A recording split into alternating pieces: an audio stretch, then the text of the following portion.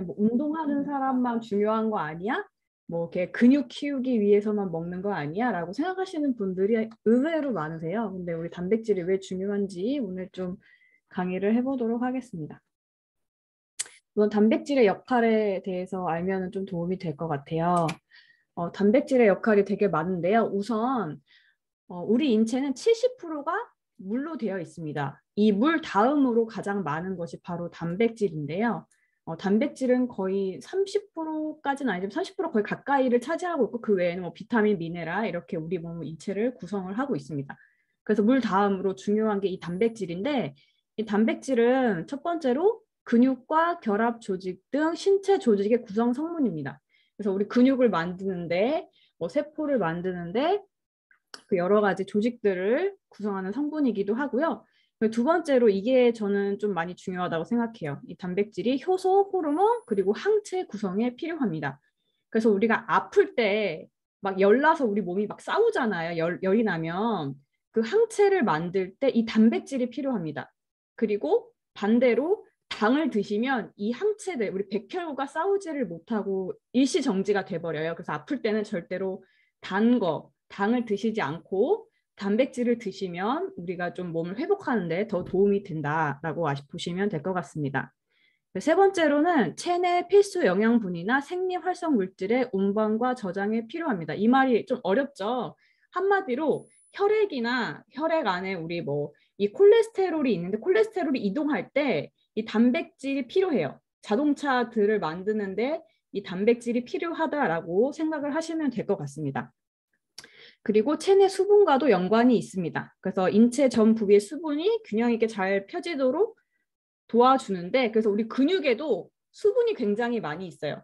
그래서 우리가 보통 인체 측정하러 갈 때 인바디 측정하러 가잖아요. 그래서 이 전류를 흐를 때 근육에 물이 많기 때문에 그거를 통해서 근육과 지방을 이렇게 측정을 하는 거거든요. 그래서 이 수분과 연관이 있다. 그리고 다섯 번째는 체내의 산염기의 균형 유지에 도움을 줍니다. 네, 그래서 이 단백질의 역할을 이렇게 알고 계시면 될 것 같고요. 단백질이 그럼 부족할 때 어떤 증상들이 나타나느냐? 첫 번째로는 단 음식이 먹고 싶어집니다. 그래서 단백질이 부족하면 자꾸 단 거, 스트레스 받을 때 나 당 땡겨 막 이렇게 하잖아요. 오히려 단백질을 안 드시면 더 단 음식을 찾게 되는 이상한 증상이 나타나죠. 그리고 이 단백질은 지방이나 탄수화물보다 천천히 소화가 돼요. 그래서 다른 의미로 탄수화물 중심의 식사를 빠르게 하면은 소화가 그만큼 빨리 되고 혈당 상승이 잘 되고 빠르게 하면서 허기지게 돼요. 그럼 반대로 단백질을 많이 드시게 되면은 천천히 소화시키시니까 배가 덜 고프고 뭔가 허기가 덜 땡기겠죠.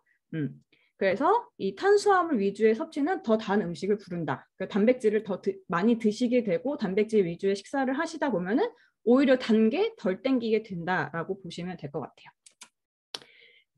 그래서 간단히 설명을 드리면 대략적으로 단백질은 30에서 40% 비중으로 섭취를 하시면 도움이 될 것 같습니다. 네, 넘어가고요. 그 다음으로는 모발이나 손톱이나 피부가 약해지게 됩니다. 그래서 단백질이 부족할 때 제일 먼저 모발, 손톱, 피부로 가는 단백질을 먼저 차단하게 돼요. 왜냐하면 다른 데 써야 되니까요. 그래서 단백질이 부족하면 손톱이 잘 깨지게 되거나 약해지고 모발이 푸석해지고 뭔가 피부가 푸석푸석해지는 증상이 나타나게 되죠. 그래서 이 단백질도 부족하게 되면 이러한 증상이 또 나타난다라고 보시면 되겠고요. 그리고 몸이 자주 아프고 피곤하고 쇠약해진다. 아까 말씀드렸듯이 이 단백질이 호르몬, 항체, 그리고 그런 역할을 한다고 말씀드렸잖아요. 그렇기 때문에 이 단백질이 부족하면 이 면역력이 약해져서 몸이 더 자주 아프게 돼요. 그래서 이런 면역에 관여하는 그런 면역세포들을 만드는 게 이 단백질들인데 부족하면 당연히 면역세포도 만들지 못하고 뭔가 문제가 생기겠죠? 그래서 몸이 더 자주 아프게 되고 또 산소 공급이 원활하게 되지 않기 때문에 무기력증이 생기고 악순환이 반복이 되는 거예요. 그래서 아프신 분들은 꼭 단백질을 아니면 몸이 약하다고 내가 느껴진다라고 생각하시면 이 단백질을 꼭 잘 챙겨 드셔야 합니다. 그리고 근육이 줄어듭니다. 당연하겠죠. 단백질을 먹지 않으면 부족하면 당연히 근육이 빠지겠죠. 단백질은 이 근육의 원료인데 근육이 줄어들면 당연히 운동 능력도 떨어지는 거예요. 그래서 아, 나 뭐 너무 피곤해, 뭐 이렇게 운동 힘들어서 못 하겠어 이렇게 하시는데 오히려 그럴수록 운동을 하셔서 근육을 늘려서 더 이렇게 만들어서 더 생활을 잘 하셔야 되는 거예요. 그리고 이 단백질은 탄수화물이나 지방을 소화시킬 때보다 더 많은 칼로리를 소모하게 됩니다. 그러니까 결국 단백질이 부족하면 칼로리 소모량이 줄어들고 살도 잘 빠지지 않는 몸으로 바뀌게 되는 거예요. 그래서 단백질을 잘 드시면 좋겠죠. 그럼 단백질을 과연 그럼 어떻게 섭취를 해야 될까? 우선 다들 아시겠지만 이 단백질의 적정 섭취량이 있습니다. 뭐 일반 일들은 1kg당 0.8g 그리고 체중 조절 운동하는 경우는 1kg당 1g에서 1.2g 그리고 임신 초기, 임신 말기에는 좀 많이 드셔야 되는데 쉽게 생각하면은 내가 대략 50kg다. 그러면은 하루에 50g 정도를 드시는 게 좋습니다. 내 킬로그램을 그램으로 바꾸시면 좋아요. 근데 중요한 건 이거를 내가 한 번에 나 50g 먹어야지 이게 아닙니다. 단백질은 한 번에 많이 먹는 것보다 나누어서 여러 번 먹어야 흡수가 더 잘 돼요. 우리가 비타민 C도 수용성 비타민 생각하면 나누어서 여러 번 먹는 게 좋다고 하잖아요. 왜냐하면 배출이 되기 때문에 체내에 쌓이지 않기 때문에 단백질도 똑같습니다. 배출이 되기 때문에 나누어서 뭐 아침, 점심, 저녁 이렇게 골고루 드시는 게 좋습니다.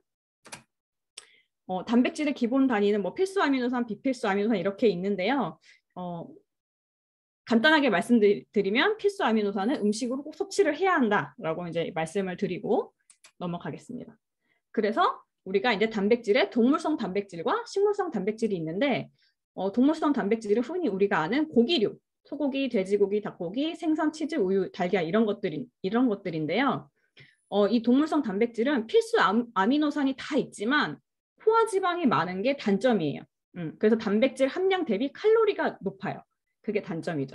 그리고 식물성 단백질은 콩, 통곡류, 잎채소, 씨앗, 견과류 등이 있는데 필수 아미노산이 좀 부족해요. 식물에는. 그 대신 노폐물이 적은 게 장점입니다. 그래서 우리가 음식으로 섭취할 때는 동물성과 식물성을 골고루 섭취해서 이 필수 아미노산을 다 섭취할 수 있는 게 좋습니다. 그런데 하지만 네, 이거 먼저 설명하고 갈게요. 그리고 흡수율이 중요한데요. 이 나이가 들수록 우리가 식품, 음식으로 먹는 것도 단백질 흡수율이 점점 떨어집니다. 그래서 30대보다 70대가 단백질 흡수율이 16% 정도 떨어져요. 그래서 젊었을 때는 내가 소화도 잘 되고 흡수율이 좋은데 나이가 들수록 소화도 안 되고 흡수율도 떨어져서 이게 악순환이 되는 거죠. 그리고 FDA의 발표에 따르면 이 콩단백질이 소화 흡수율이 최고 수치라고 합니다. 그래서 콩을 익혀 먹었을 때 생콩보다 흡수율이 60%가 높고요. 그리고 콩식품을 먹었을 때 당뇨병 발병률이 47% 정도 감소한다고 합니다. 그래서 콩 단백질이 굉장히 좋다는 걸 알 수가 있죠. 그래서 우리가 이렇게 음식으로 그러면 섭취를 하면 좋은데 이 음식으로는 굉장히 한계가 있잖아요. 그래서 이 단백질 보충제를 이용을 하면 좋은데 그럼 이 단백질 보충제가 왜 필요하냐? 앞서 말씀드렸듯이 나이가 들면 치아와 위에 문제가 생겨 소화가 어려워요. 아까 말씀드렸듯이 흡수율도 떨어지고 소화도 잘 안 되고 그리고 이 매번 단백질을 섭취하기 위한 식사를 챙기기 어려워요. 매 끼니마다 생선을 굽기가 힘들고 매 끼니마다 고기를 굽기가 힘들고 그렇죠? 그리고 현대인들 젊으신 분들은 또 불규칙한 식생활을 할 수밖에 없죠. 직업적인 뭐 회사 출퇴근하고 하는데 식사를 매번 그렇게 챙겨 드시기도 힘들잖아요. 그리고 또 필수 아미노산과 불필수 아미노산을 골고루 다 챙기기가 어렵다. 그래서 결국 이 부족한 단백질은 보충제를 통해서라도 섭취를 해야 한다라고 말씀을 드리고 싶습니다. 그럼 어떤 단백질 보충제가 좋은가? 필수 아미노산과 불필수 아미노산까지 풍부하게 들어있는 보충제가 좋습니다. 그리고 아미노 스코어 점수, 그러니까 단백질 흡수율 점수가 있거든요. 그 스코어 점수가 높은 단백질이 좋겠죠. 그리고 단백질 부산물, 그러니까 노폐물이 적은 식물성 단백질을 섭취하시는 게 좋습니다. 그래서 저희 그 뉴트리 파이터 프로틴과 이제 이 바디키가 있는데요. 이 대표적인 저희 이제 단백질 식품인데 그 파이토 프로틴 같은 경우는 식물성 단백질입니다. 대두, 완두, 밀로 만든 GMO 유전자 변형 식품이 아닌 아이들로 만든 식물성 단백질이고요. 그리고 아미노 스코어 점수 100으로 이루어진 흡수율이 좋은 노폐물이 적은 단백질입니다. 그리고 이 식물성 단백질 특징이 아까 필수, 불필수가 부족하다고 아까 말씀드렸잖아요. 근데 저희 단백질은 식물성이어도 필수 아미노산과 불필수 아미노산 모두 다 함유를 하고 있습니다. 그리고 저희가 이제 바디키 같은 경우는 단백질이 무려 16g이나 들어있고요. 그리고 그 외에도 비타민, 미네랄 20가지, 그리고 식이섬유까지 들어있어서 이거 같은 경우, 이 바디키 같은 경우는 한 끼 식사 대용으로도 단백질이 풍부하게 들어있고 균형 잡힌 식사를 할 수 있는 제품으로 추천을 많이 드리고 있습니다. 네, 그래서 오늘 제가 준비한 강의는 여기까지고요.